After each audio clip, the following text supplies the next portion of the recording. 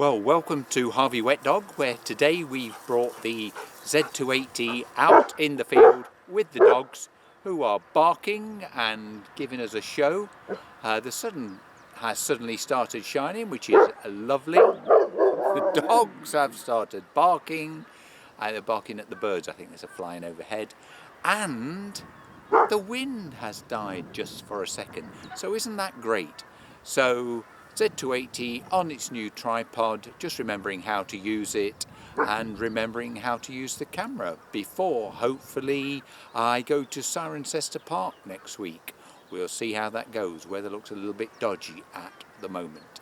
So thank you for watching, thank you for subscribing. Sorry the output has been a little bit dull lately, but hopefully if we get some new video, we'll be able to put that right. So thank you for supporting Harveywetdog. Thank you and see you next week.